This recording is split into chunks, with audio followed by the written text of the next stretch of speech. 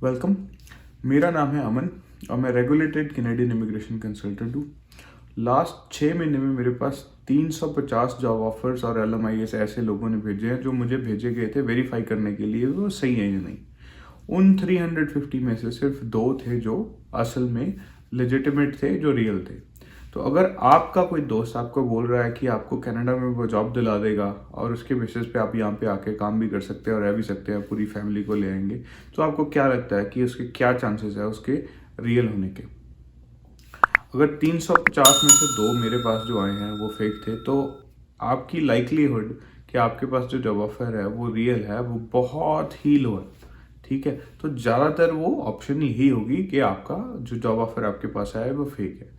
और ये वीडियो मैं हिंदी में बना रहा हूँ इसलिए क्योंकि मैंने जो ट्रेंड देखा कि ज़्यादातर लोग जो ये मुझे जॉब ऑफर्स भेजते हैं वेरीफाई करने के लिए, उनकी इंग्लिश स्किल्स अच्छी नहीं होती। बहुत सारों ने तो आइल्स का नाम भी नहीं सुना होता कि आइल्स होता क्या है। तो यह आपको पहले सबसे पहला यही इंडिकेशन मिल जानी चाहिए कि अगर आप इस कंट्री में आना चाहते हैं जो इंग्लिश स्पीकिंग कंट्री है और आप खुद इंग्लिश नहीं बोल रहे, तो आपको वहाँ पे जॉब कैसे मिल सकती है। ठीक है, तो अभी थोड़ा सा और इसको डिटेल में चेक करते हैं कि ये सारे जॉब ऑफर का प्रोसेस क्या है। हिंदी में बताऊंगा ताकि आप भी ये समझ सकें और आप ऐसे स्कैम जॉब ऑफर से बच सकें। तो सबसे पहली बात जो आपको अंडरस्टैंड करनी चाहिए वो ये है कि कैनेडियन इमिग्रेशन सिस्टम में जॉब ऑफर का कोई रेलेवेंस नहीं है। उसका रीज़न ये है कि जॉब ऑफर तो वो चीज़ है जो अग्रीमेंट है आपका एक एम्प्लॉयर के साथ कि आप क्या काम करेंगे और उस काम का आपको कितनी पे मिलेगी। उसका इमिग्रेशन के साथ कोई लेना देना नहीं है। उस जॉब ऑफर को अगर आपने इमिग्रेशन के लिए यूज़ करना है, उसके लिए गवर्नमेंट से अप्रूवल लेना पड़ेगा एक एम्प्लॉयर को, जिस अप्रूवल का नाम होता है LMIA। आपने ये वर्ड सुना होगा, LMIA, labour market impact assessment.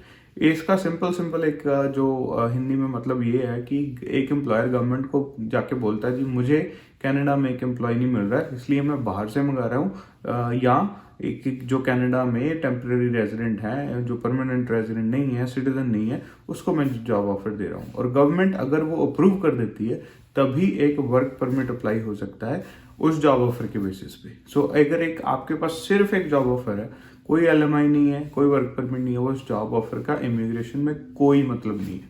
ठीक है, उसके बाद कोई भी आपका दोस्त जो है ऐसे ही आपको अगर जॉब ऑफर लिख के दे रहा है, तो आपको ये समझ जाना चाहिए कि ये पूरा प्रोसेस तो यहाँ पे फॉलो हो ही नहीं रहा। अगर वो प्रोसेस फॉलो नहीं हो रहा है तो आपका जो इमिग्रेशन का जो ऑफर आपको दिया गया है वो बिल्कुल ही स्कैम है। तो प्रोसेस अंडरस्टैंड अगर आप करेंगे तो आपको समझ आएगा ये कितना लंबा प्रोसेस है, उसमें क्या क्या रिक्वायरमेंट है और कैसे ये लोग इन चीज़ों को स्कैम के लिए यूज़ करते हैं। तो पहली चीज़, अगर किसी भी बिजनेस ने अगर आपको out of the country Canada से बाहर आप हैं, अगर आपको जॉब ऑफर देना है तो सबसे पहले लीगली उनको बिजनेस अपना रजिस्टर करना पड़ेगा सर्विस कनाडा के साथ, जो कि गवर्नमेंट की वो डिवीजन है जो एम्प्लॉयमेंट, जॉब ऑफर्स और इन सारी चीज़ों को हैंडल करती है। जैसे अगर कोई भी एक बिजनेस जाके अपना सर्विस कनाडा के पास अपने आप को रजिस्टर करता है, वो सारे उसके डॉक्यूमेंट वेरीफाई करके उनको एक बिजनेस नंबर दे देते हैं, ये आपका सर्विस कनाडा जॉब बैंक का नंबर है। और वो एम्प्लॉयर उसके बाद क्या करेगा, अगर आपको वो हायर करना चाहता है, पहले उसको गवर्नमेंट को ये शो करना पड़ेगा कि उसने अपनी तरफ से पूरी कोशिश कर ली है कि हम कनाडा से एक परमानेंट रेजिडेंट या कैनेडियन सिटीजन हायर करें इस जॉब के लिए जो आपको वो देना चाहता है। वो एटलीस्ट 1 महीने तक वो जॉब एटलीस्ट 3 डिफरेंट जगह पे पोस्ट करी होनी चाहिए, और उस जॉब के बेसिस पे जितने भी लोग उस जॉब को अप्लाई करें उनको आप रिव्यू करो। जो एम्प्लॉयर है वो रिव्यू करने के बाद उनको इंटरव्यू करेगा, इंटरव्यू करने के बाद डॉक्यूमेंट करेगा जी अगर इस बंदे को मैंने हायर नहीं किया वो किस रीज़न से नहीं किया, वो सारी इन्फॉर्मेशन अपनी सर्विस कनाडा के पास जाएगी। फिर उसके बाद जब हम पूरा प्रोसेस रिक्रूटमेंट का एम्प्लॉयर कर लेगा और फिर भी उसको यहाँ से कोई नहीं मिलेगा, तब वो एलिजिबल होता है LMIA अप्लाई करने के लिए। LMIA एप्लीकेशन 2 महीने लगते हैं मिनिमम सर्विस कनाडा को एप्लीकेशन रिव्यू करने में, और वो रिव्यू करके यहाँ तो उसको अप्रूव या उसको डिनाई करने में। ठीक है, जब वो रिव्यू करने के लिए एप्लीकेशन सर्विस कनाडा के पास जाती है, पहले तो वो सारा पेपर बेस्ड प्रोसेस होता था, अभी ऑनलाइन हो गया। जॉब बैंक पे ऑनलाइन जाके हम एप्लीकेशन वो कर सकते हैं, एम्प्लॉयर के बिहाफ पे हम करते हैं। ठीक है। तो जब वो इसके पास जाती है तो जो सर्विस कनाडा पहली चीज़ देखती है वो बिजनेस लेजिटिमेसी। उसका मतलब क्या है कि जो बिजनेस जिस भी प्रोविंस में काम कर रहा है वो प्रोविंशियल या फेडरल लेवल पे रजिस्टर्ड होना चाहिए और टैक्स नंबर उसके पास होना चाहिए और उसकी फिजिकल लोकेशन जो है वो वेरीफाई होती है, कितने एम्प्लॉय उसके पास है, कितना उसका रेवेन्यू है, कितना वो टैक्स पे करते हैं, सारी चीज़ें सर्विस कनाडा वेरीफाई करता है। उसके बाद वो वेरीफाई करते हैं कि जो जॉब ऑफर, जो जॉब पोजीशन उन्होंने दी है कि अगर मैं एक कंपनी हूँ और मेरे पास ये जॉब पोजीशन अवेलेबल है, वो जॉब पोजीशन उस बिजनेस के लिए रेलेवेंट भी है या नहीं। अगर रेलेवेंट है तो वो कितनी ज़रूरी है उस जॉब के लिए। फॉर एग्जांपल अगर एक बंदा है कोई अपना प्लम्बिंग का बिजनेस कर रहा है और ऑल ऑफ अ सडन वो कहे कि मुझे फूड सर्विस सुपरवाइजर की के लिए मैंने आपको जॉब ऑफर दे दिया, तो वो ना तो वो जॉब उस बिजनेस के लिए रेलेवेंट है ना ही ज़रूरी, ठीक है। तो वो तो कभी अप्रूव होगा ही नहीं। फॉर एग्जांपल ऐसे ही जो बहुत सारे लोग अपना स्कैम करने के लिए किसी गैस स्टेशन के नाम से कोई भी गूगल से चेक करके आपको जॉब ऑफर भेज देते हैं, ये हमारा स्टोर मैनेजर का, ठीक है। तो वैसी जॉब्स जो है वो बिल्कुल ही आपको जब देख के समझ आना चाहिए कि स्कैम है, ठीक है। उसके बाद जब जॉब ऑफर की रिक्वायरमेंट जो वेरीफाई होती है, वो नेक्स्ट चीज़ जो सर्विस कनाडा वेरीफाई करता है वो रिक्रूटमेंट एफर्ट्स। जो मैंने अभी रिसेंटली बताया आपको कि एक एम्प्लॉयर को इतनी एफर्ट्स करने पड़ते हैं कि कनाडा से कोई परमानेंट रेजिडेंट या सिटीजन हायर किया जाए, ठीक है। तो वो सारे डॉक्यूमेंट्स सर्विस कनाडा के पास जाएंगे, सर्विस कनाडा देखेंगे कि हाँ इन्होंने ये सारे बंदों को एप्लीकेशन जो जॉब एप्लीकेशन के लिए इन्होंने अप्लाई किया है, इतने बंदों को इन्होंने इंटरव्यू किया था, इतने बंदों को इन्होंने सेकंड इंटरव्यू के लिए बुलाया था, इंटरव्यू डेट्स क्या थी, फ़ोन इंटरव्यू था या ईमेल इंटरव्यू था, उसके बाद वो जो या पर्सनल इंटरव्यू था, और इंटरव्यू के बाद वो उसका स्टेटस क्या है, वो हायर किए गए नहीं हायर किए गए, कितनों को जॉब ऑफर दी गई, कितने ने डिक्लाइन की, ये सारी इन्फॉर्मेशन सर्विस कनाडा के पास जाएगी। इसीलिए वो एटलीस्ट 2 महीने लगाते हैं सारी चीज़ों को वेरीफाई करने के लिए। फिर वो देखते हैं कि जिस जॉब पोजीशन के लिए ये आपको जॉब ऑफर दिया जाता है वो उसकी लेबर शॉर्टेज है कनाडा में या नहीं है। फॉर एग्जांपल अगर एक जॉब वो ऑफर एम्प्लॉयर रिलीज करता है बट कनाडा में ही एटलीस्ट 10 से 15,000 लोग उसी क्वालिफिकेशन वाले यहाँ पे फ्री बैठे हैं, कभी अप्रूव नहीं होगी। वो गवर्नमेंट ऑफ सर्विस कनाडा के पास ये सारा डेटा रहता है कि कौन सी जॉब में कितने लोग काम कर रहे हैं, कितने बंदे अनएम्प्लॉयड हैं। अगर कोई ऐसी जॉब है जिसमें अनएम्प्लॉयमेंट रेट बहुत हाई है और कनाडा में ही क्वालिफिकेशन बहुत सारे लोगों के पास वो है, वो जॉब अप्लाई नहीं होगी। इसलिए जो ज़्यादातर जॉब LMIs की अप्लाई होती है, जो इवन हम भी अप्लाई करते हैं सर्विस कनाडा के पास, वो अप्रूव वही होती हैं जिनकी शॉर्टेज है कनाडा में, ठीक है। वो अगर आपके पास ऐसी कोई स्किल नहीं है जो आपको लगता है कि कनाडा की शॉर्टेज लिस्ट में है, तो आपकी जो LMI एप्लीकेशन है उसके अप्रूव होने के चांसेस बहुत कम हो जाते हैं। लास्ट है कि एम्प्लॉय का प्रोफाइल क्या है। इसका मतलब क्या है कि अगर वो जॉब ऑफर किसी एक सर्टन रिक्वायरमेंट के लिए डाली गई है और आपका जो प्रोफाइल है वो रिक्वायरमेंट को फुलफिल ही नहीं करता। फॉर एग्जांपल ट्रक ड्राइवर है, बहुत सारे लोग मुझे कहते हैं कि सर ये हमारा प्रोफाइल है, हमने पिछले 5 महीनों से ऑफिस मैनेजर का काम किया है, 6 साल से हम ट्रक ड्राइवर का काम कर रहे हैं, कोई भी काम कर रहे हैं और हमें कोई भी जॉब लेके दे दो। ऐसे नहीं होता, कोई भी जॉब आपको नहीं मिल सकती अगर आपका प्रोफाइल उस जॉब के साथ मैच नहीं करता।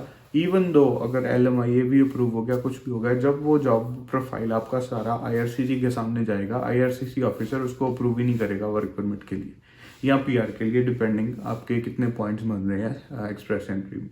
तो ये सारी चीज़ें बहुत इंपॉर्टेंट है। अगर आप इनको अंडरस्टैंड करेंगे तो आपको समझ आ जाएगी कि ज़्यादातर जॉब ऑफर जैसे ये मार्केट में घूम रहे हैं, फेसबुक पे आ गए, व्हाट्सएप पे आ गए। पहली बात तो अगर बिना इंटरव्यू हुए आपका किसी ने जी आपका रिज्यूमे देख के हमें अच्छा लगा, हम आपको जॉब ऑफर देना चाहते हैं, वो सारे स्कैम्स होते हैं, ठीक है। अगर आपको वैसा कोई मिल रहा है तो rather than sending us an email कि सर ये फेक ऑफर, ये ऑफर लेटर रियल है या नहीं, आप खुद ही समझ जाओ कि वो फेक है और अपना और मेरा टाइम आप बर्बाद करने से बचेंगे, ठीक है। जब ये सारी प्रोसेस सर्विस कनाडा चेक कर देती है, फिर उसके बाद वो या तो अप्रूव करते हैं या डिनाई करते हैं। अगर डिनाई कर दिया फिर आपको ऑप्शन देते हैं या तो आप रीअप्लाई कर दो और यहाँ फिर छोड़ दो इस बात को। सेकंड, अगर आप रीअप्लाई करना चाहते हैं तो अगेन उसकी जो फीस है वो सारा प्रोसेस दोबारा से शुरू हो जाएगा, फिर 2 महीने लगेंगे मिनिमम। अगर LMI अप्रूव हो जाता है देन जो नेक्स्ट प्रोसेस है वो है वर्क परमिट एप्लीकेशन। तो जो एम्प्लॉय है वो LMI डॉक्यूमेंट लेके IRCC के पास एप्लीकेशन लगाया था कि जी हमें एक कनेडियन एम्प्लॉयर ने ये जॉब ऑफर दिया है और इस कनेडियन एम्प्लॉयर ने गवर्नमेंट से अप्रूवल ले लिया है कि वो बाहर से हायर कर सके। तो इसलिए मैं ये रिक्वेस्ट करता हूँ कि मुझे वर्क परमिट दिया जाए और मैं कनाडा में आके ये जॉब कर सकूँ जितनी भी ड्यूरेशन आपकी जॉब ऑफर पे लिखी है, ठीक है। वो भी प्रोसेस मिनिमम 2 से 3 महीने लग जाते हैं। सो अगर आप एक एम्प्लॉयर के पास जाते हैं जॉब ऑफर के लिए जिसके पास वैलिड जॉब ऑफर है, सर्विस कनाडा के पास रजिस्टर है, एटलीस्ट 1 महीना तो वो मार्केट करेगा पोजीशन को, इंटरव्यू करेगा लोगों को। फिर उसके बाद अगर वो नहीं हायर कर पाता उसको एटलीस्ट ये सारा प्रोसेस करना पड़ेगा अगर वो आपको हायर करना चाहता है। तो 1 से 2 महीने वहाँ पे लग गए, फिर 2 महीने लग जाएंगे LMI अप्रूवल के लिए, फिर एटलीस्ट 3 महीने लग जाएंगे वर्क परमिट। सो 2+2+3, सो 7 महीने हो गए, मिनिमम 7 महीने तो एक जॉब ऑफर लेके LMI अप्रूव करा के वर्क परमिट अप्रूव करने के लिए लग जाते हैं। तो और लोगों को जो ये जॉब ऑफर और LMI के ईमेल्स आ जाते हैं 2-2 3-3 दिन में। इसलिए सर आज हमारा जॉब ऑफर आ गया था, 2 दिन के बाद हमें किसी ने वो LMI अप्रूव करके दे दिया, प्लीज़ हमें बताइए ये सही है नहीं, हमने इतने पैसे ऑलरेडी दे दिए। तो बाकी वो बोल रहे हैं जी कनाडा आने के बाद। और ये जो मेन पॉइंट वो कनाडा आने के बाद वाला है ना, वो मैं से ये क्लियरली आप सबको बताना चाहता हूँ कि कोई भी बंदा अगर आपको बोल रहा है जी कि हम आपको जॉब ऑफर लेके दे देंगे, LMI लेके दे देंगे और पैसे आप बाद में दे दीजिए, वो 100% स्कैम होगा, ठीक है। वो विद इन द सिस्टम को जो प्रोसेस के बीच में कुछ ना कुछ आपसे ले लेंगे और वो थोड़ी सी आपको ऐसे लग जाएगा बड़ी जेन्युइन सी अमाउंट है ये, तो हम कोई बात नहीं इसको दे देते हैं। उसके बाद आप भी शर्मिंदा किसी को बताने लायक नहीं कि हमारे साथ ये हो गया, वो अपना पैसे लेके यहाँ पे अगर कनाडा में बैठे तो क्या कर लोगे किसी का आप, ठीक है। तो ऐसे स्कैम ऑफर से आप बचिए। तो जो जितने भी ये पे आफ्टर द वीज़ा वाली जो आपको स्कीम्स बताई जा रही हैं वो कभी भी सक्सेसफुल नहीं होंगी, क्योंकि कोई भी RCIC है, फर्स्ट ऑफ ऑल आपको चेक करना पड़ेगा कि जिसके बंदे के साथ आप काम कर भी रहे हैं वो लाइसेंस रजिस्टर्ड है ICCRC के साथ या वो इमिग्रेशन लॉयर है। तो अगर है तो उनका पहले तो आप उनकी फोरम पे जाके चेक कीजिए कि उनकी रजिस्ट्रेशन एक्टिव है और वो सही में काम कर रहे हैं। उसी के बाद उन बंदों के साथ काम कीजिए ताकि एटलीस्ट आपके पास कोई तो ऑप्शन है कि अगर वो आपके साथ स्कैम कर जाते हैं तो आप किसके पास उनकी जाके कंप्लेन कर सकते हैं। अगर जिसके बंदे के पास ना कोई लाइसेंस है, ना कोई वो इमिग्रेशन लॉयर है, कोई उसकी रजिस्ट्रेशन नहीं है, तो क्या करोगे उसका, ना आप कनेडियन पुलिस के पास जाओगे ना, क्योंकि वो पुलिस की जुरिस्डिक्शन नहीं आती। हाउ कैन यू चेक के वो जो सारी इन्फॉर्मेशन आपके पास जॉब ऑफर है अपने आप को सेव कैसे कर सकते हो। तो पहली चीज़ है, जैसे मैंने अभी बताया है, पहला चेक करो कि या तो अगर आप किसी से डील कर रहे हैं, अगर आपका दोस्त को बोल रहा है जी मेरे पास जॉब ऑफर है, उसको पूछो कि भाई कौन सा RCIC है या कौन सा लायर है जो आपके लिए ये काम करके दे रहा है, मुझे उसके साथ डायरेक्ट कॉन्टैक्ट करने दो। अगर वो नहीं आपका फ्रेंड दे रहा तो ऑब्वियसली आप समझ जाइए वो कोई क्या चीज़ अगर छुपा रहा है तो क्यों छुपा रहा है। तो पहली चीज़ RCIC चेक कीजिए। ICCRC की वेबसाइट है, बड़ी सिंपल, उसका मैं लिंक नीचे रख देता हूँ, आप जाके उस पर नाम और RCIC नंबर से चेक कर सकते हैं। अगर लॉयर है तो जो लॉयर जिस प्रोविंस में है तो उसकी वेबसाइट पे आके जाके आप उसका नंबर वेरीफाई कर सकते हैं। दूसरा, आप खुद को समझिए कि आपके पास ऐसी कौन सी स्किल है जो आपको लगता है कि कनाडा में किसी एम्प्लॉय के पास नहीं है। फॉर एग्जांपल जैसे मैंने पहले बताया कि यहाँ की रिक्वायरमेंट है कि कोई जॉब ऑफर आता है किसी भी कंपनी के पास, कनेडियन गवर्नमेंट की मैंडेट है आपको एम्प्लॉयर को वो जॉब ऑफर को फिल करने के लिए या तो कनेडियन सिटीजन या तो परमानेंट रेजिडेंट ढूंढना पड़ेगा पहले। अगर वो नहीं मिलता देन ये ऑप्शन आती है कि हम बाहर से किसी को मंगवा लें। तो अगर आपके पास ऐसी कोई स्किल नहीं है जो यहाँ की शॉर्टेज लिस्ट में नहीं है, फॉर एग्जांपल जैसे कि जॉब ऑफर होती है जी डेस्क सुपरवाइज़र, और एक तो जैसे फेक जॉब ऑफर में जो जॉब पोजीशंस होती है ऐसी ऐसी लिखी होती है कि धांसी आती है पढ़ के आपको। तो सेल्स मैनेजमेंट ऐसे जॉब ऑफर लिखा होता है कि we are hiring you as a sales manager भी नहीं लिखना आता उनको सही तरीके से। तो वैसी चीज़ें अगर आपको दिख रही हैं कि आपकी जो स्पेसिफिक आपकी जो स्किल सेट है वो किसी ऐसी इन डिमांड कैटेगरी से मैच नहीं करती है तो आपको डेफिनेटली आपका जॉब ऑफर है वो फेक है। जो सेकंड आपका मेक श्योर कीजिए कि कनेडियन गवर्नमेंट, जैसे मैंने बताया कि वो रिकॉर्ड रखते हैं कि कौन सी स्किल शॉर्टेजेस हैं। जैसे फॉर द टाइम बीइंग जो ट्रकिंग इंडस्ट्री है उसमें ऑब्वियसली हमेशा ही शॉर्टेज रहती है क्योंकि Canada is a big country और ये ट्रकिंग इंडस्ट्री के बिना ये यहाँ पे काम नहीं चलता।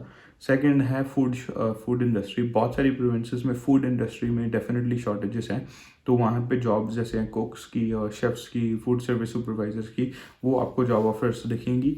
बट अगेन उस जॉब ऑफर्स को लेने के लिए आप कोई भी अप्लाई तो नहीं कर सकता। आपके पास एजुकेशन होनी चाहिए होटल मैनेजमेंट की या कुकरी की, और उसके पास आपके पास सिमिलर वर्क एक्सपीरियंस होना चाहिए, then only you will be able to apply for this job.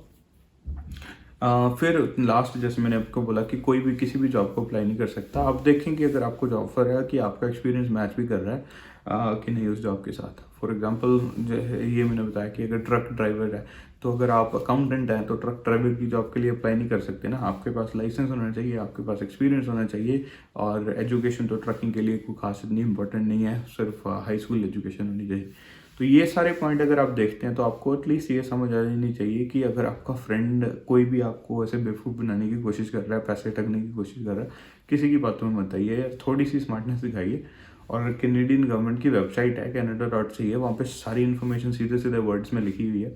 अगर आपको इंग्लिश नहीं समझ में आती, बहुत सारे यूट्यूबर्स ऐसी वीडियोस हिंदी में बनाते हैं, मैं बनाता हूँ। कोशिश करता हूँ कि ये सारी इन्फॉर्मेशन आपके पास आराम से सीधी सीधी वर्ड्स में पहुँचे और आप अपने पैसे सेव कर सकें, और अपनी ऑब्वियसली लाइफ अर्निंग, बहुत सारे लोग को अपनी लाइफ अर्निंग्स इन चीज़ों में दे के फिर स्कैमर के हाथों ऑब्वियसली ना वो उनको पीछे जा सकते हैं किसी तरीके से, और ना ही कई स्टेट की जो पुलिस है और गवर्नमेंट है उनके पास से कोई हेल्प मिलती है। तो रादर देन ऐसी सिचुएशन में पढ़ने से थोड़ी सी स्मार्टनेस दिखाइए, खुद ही अपने आप को इन चीज़ों से बचाइए।